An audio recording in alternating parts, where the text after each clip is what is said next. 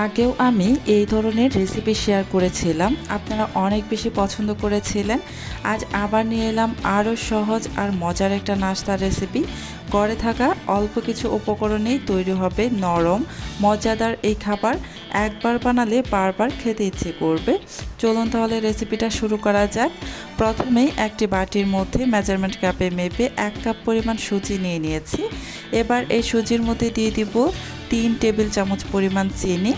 আপনারা চিনির পরিমাণটা কম বা বাড়িয়ে নিতে পারেন, আপনারা আপনাদের ইচ্ছে অনুযায়ী নেবেন, যে যেমন মিষ্টি খেতে পছন্দ করেন। এবার এখানে দিয়ে দেব প্রায় 1 কাপের মতো গরুর দুধ। এবার এই সুজিটাকে ভালোভাবে একটা কাঁটা চামচের সাহায্যে মিশিয়ে নেব। তার আগে এখানে আমি আরও একটি উপকরণ দিয়ে দিচ্ছি, সেটা হচ্ছে স্বাদ অনুযায়ী লবণ। লবণটা দিয়ে ভালোভাবে নেড়েচেড়ে মিশিয়ে নিচ্ছি। যারা আমার ভিডিওটা দেখছেন কিন্তু এখনও লাইক দেননি, প্লিজ আমার ভিডিওটাতে একটা লাইক দিয়ে দিবেন। আর আমার চ্যানেলটি যদি এখনও সাবস্ক্রাইব করে দেওয়া না থাকে, আমার চ্যানেলটি সাবস্ক্রাইব করে পাশে থাকা বেল আইকনটি প্রেস করে রাখবেন। এবার ঢাকনা দিয়ে ঢেকে প্রায় 10 মিনিটের মতো রেস্টে রেখে দিচ্ছি। ফিরে আসলাম 10 মিনিট পর। ঢাকনাটা আমি সরিয়ে নিয়েছি। এবার আমি আপনাদের দেখিয়ে দিচ্ছি, এই যে দেখুন একদম সফট হয়ে গিয়েছে সুজিটা। এই নাস্তাটা বানানো একদমই সহজ আর সময়ও খুব কম লাগে। অল্প উপকরণে এই নাস্তাটা আপনারা চাইলে সকালের ব্রেকফাস্টে অথবা বিকেলের নাস্তায়ও খেতে পারবেন। এবার এখানে আমি অল্প অল্প করে পানি দিয়ে একটু নরম করে নেব। নর্মাল পানি দিয়ে দিলাম প্রায় 2 টেবিল চামচের মতো, দিয়ে এই যে নেড়ে চেড়ে ভালোভাবে মিশিয়ে নিচ্ছি। আপনারা চাইলে এই নাস্তাটা এই যে এই পর্যায়ে এসে 1/3 কাপের মতো নারকেল কোড়ানো দিয়ে দিতে পারেন। এতে করে এই নাস্তাটা কিন্তু খেতে আরও অনেক বেশি টেস্টি হয়ে যাবে। আমার হাতের কাছে নারকেলটা নেই, তাই আমি দিলাম না। আপনারা কিন্তু হাতের কাছে নারকেল থাকলে অবশ্যই নারকেলটা ব্যবহার করবেন, এতে করে নাস্তাটা খেতে ভীষণ ভালো লাগে। প্রায় 3 মিনিট সময় ধরে এই ব্যাটারটাকে চামচ দিয়ে এভাবে নাড়াচাড়া করে নেবেন। এই যে ব্যাটারের ঘনত্বটা আপনারা দেখে নিশ্চয়ই বুঝতেই পারছেন, এর থেকে পাতলা বা এর থেকে ঘন করা যাবে না।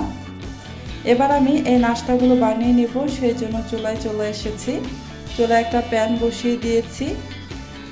প্যানের মধ্যে 1 চামচের মতো তেল দিয়ে দিলাম। এবার এই তেলটাকে প্যানের গায়ে ভালোভাবে লাগিয়ে নিব।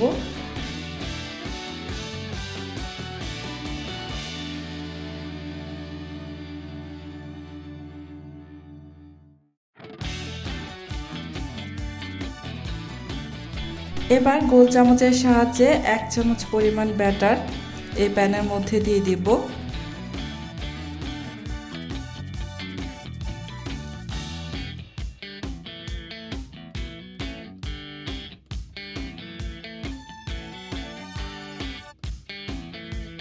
এবার ঢাকনা দিয়ে ঢেকে দিলাম।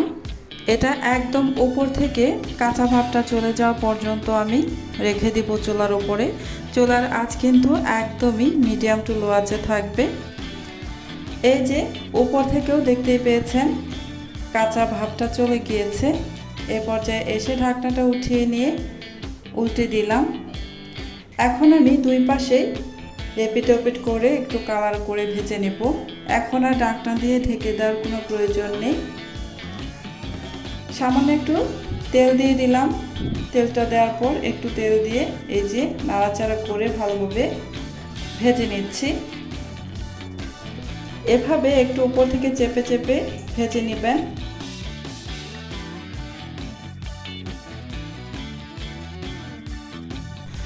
এই তো একটি নাস্তা আমার ভেজে নেওয়া হয়ে গিয়েছে। সেম প্রসেসে আমি বাকি নাস্তাগুলোকেও ভেজে নেব। সবগুলো নাস্তা আমি ভেজে নিয়েছি। আমার আজকের এই নাস্তার রেসিপিটা আপনাদের কাছে কেমন লেগেছে অবশ্যই কমেন্ট করে জানাতে ভুলবেন না। আর এই রেসিপিটা বাচ্চারা কিন্তু ভীষণ পছন্দ করে। আপনারা চাইলে একবার এভাবে বানিয়ে দেখতে পারেন। অল্প সময়ে অল্প কিছু উপকরণে খুবই সুস্বাদু একটা রেসিপি। আমার রেসিপিটি যদি আপনাদের কাছে ভালো লেগে থাকে তাহলে আমার চ্যানেলটি সাবস্ক্রাইব করে পাশে থাকা বেল আইকনটি প্রেস করে রাখবেন। এতে করে যখন আমি নতুন কোনো ভিডিও আপলোড করব তখন সাথে সাথে আপনার ওখানে নোটিফিকেশন পৌঁছে যাবে। আজকের মতো এখানেই শেষ করছি।